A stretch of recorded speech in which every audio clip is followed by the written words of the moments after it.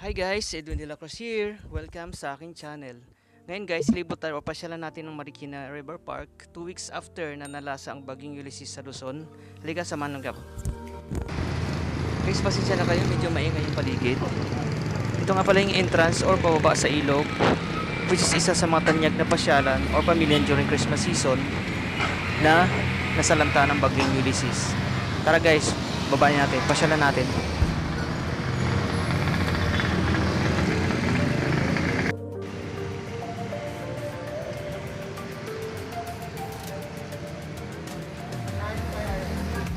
Medyo sumilong lang muna tayo guys sa ilalim ng tulay kasi medyo umambon, mahirap na magkasakit sa panahon ngayon.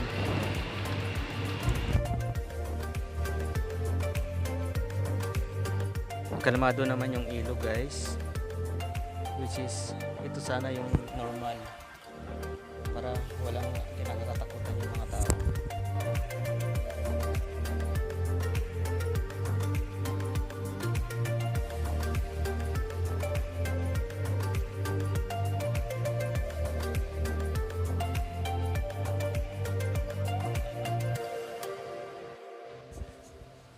Makikita pa rin natin guys ang ganda ng ilog.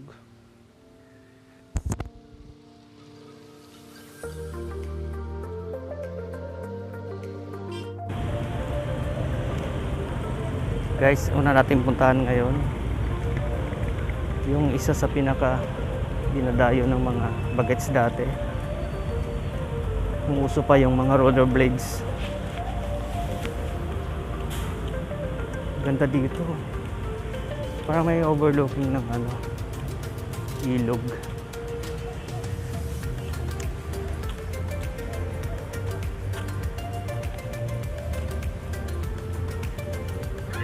Meron ng huli ng isda dito guys. Ang dami nila.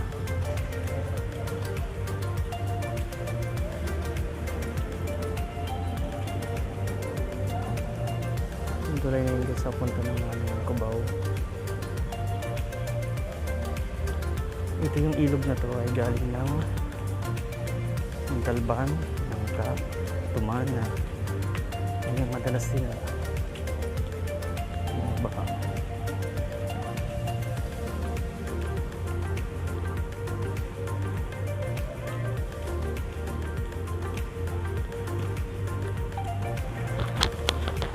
So, ang daming nanguhuli ng isda dito. Nalinis na pala dito guys. Ito guys noon. Wala ba yung ganito niya?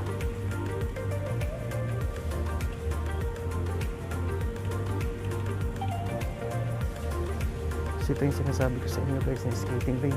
So hindi na pala siya maganda tignan. Mukhang natatampak pa yung basura. At hindi pa masyadong nalinis yung area na to. Puro basura na. Parang hindi na siya masyadong papansin dito. So parang continuous pa rin yung paglilinisin nila dito guys.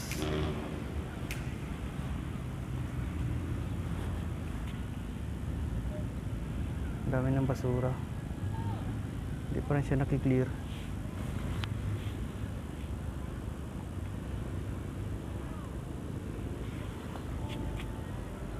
Dati ang ganda dito, lalo na paggabi. Buhay na buhay ang nightlife dito guys. Lalo na ngayon December, dapat may na to, Tiangge, which is magdi-December na pero wala. Pero baka hindi na nila to tatayuan ng Tiangge kasi parang dami pang basura. Punta na tayo doon guys sa may mga malilit na bar kung saan napupunta kami dati. Itong nilalakaran ko ngayon, ito yung pwesto ng mga Tiangge noon na maraming mamimili. Nagsisiksikan na po yung mga tao dito na parang malabo na yatang mangyari ito ngayon.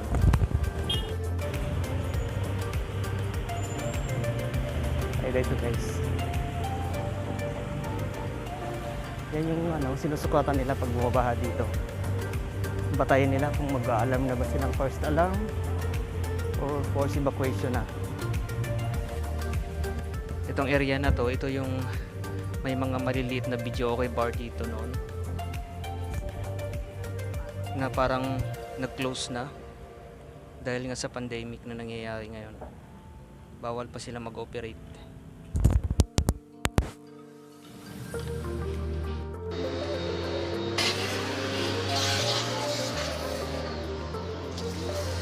Ang tuluyan na nagsasalay mga bar dito.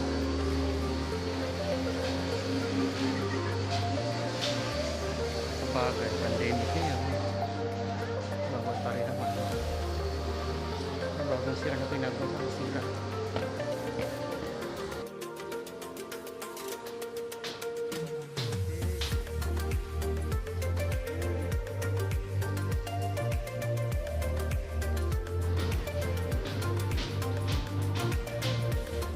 So ayan, medyo natatanaw na natin si Diwata, si Marikit na. Yan ang sinasabi nilang Diwata ng ilog. Nung bumaha yung Undoy guys dito sa Marikina area noon, way back 2009, pinaniniwalaan nila na hanggang dibdib ni Marikit ang baha dito. Which is, tignan nyo guys, sobrang taas ni Marikit pero hanggang dibdib niya yung ilog. Ganun kataas ang baha.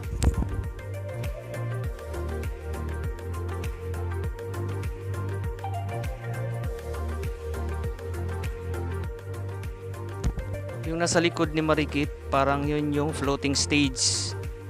Ginagamit niya ng mga live shows doon pag may mga tiyanggi dito, may mga live shows na ginagawa diyan. Hindi kong tumagilid siya guys, so at hindi pa siya na-plaster ng maayos. Ikutin natin, tignan natin.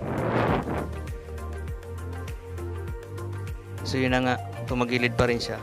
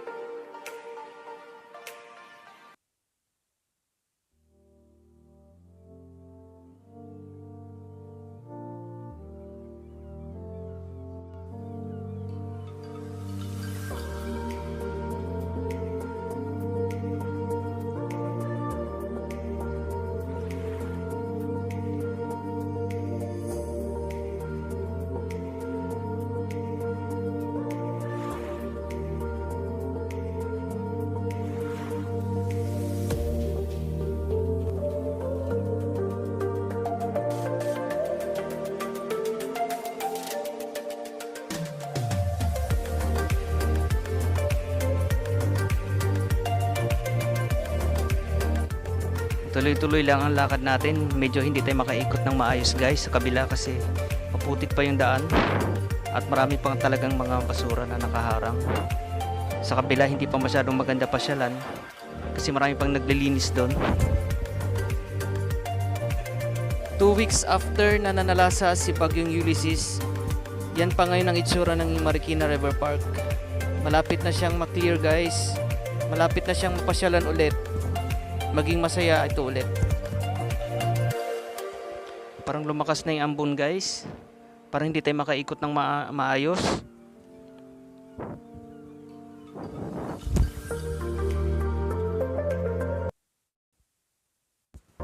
Welcome sa Marikina Market. Pasok lang tayo saglit ng palengke guys at may bibili lang tayo. Nandito tayo ngayon sa taas ng footbridge ng harap ng Blue Wave Mall. At dito rin natin makikita yung Robinsons Supermarket na pinagtatrabahoan ko noon ng sobrang napakatagal na panahon. Ayan, makikita natin na nasisilip na natin sa video guys. Yan yung time na nag-Undoy, dyan ako nagtatrabaho noon. Na inabot kami ng baha. So doon na nagtatapos sa ating maiksing pamamasyal guys.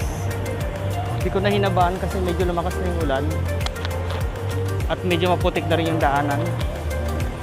So salamat sa pagsama nyo sa akin. Hanggang sa huli, salamat. Paalam.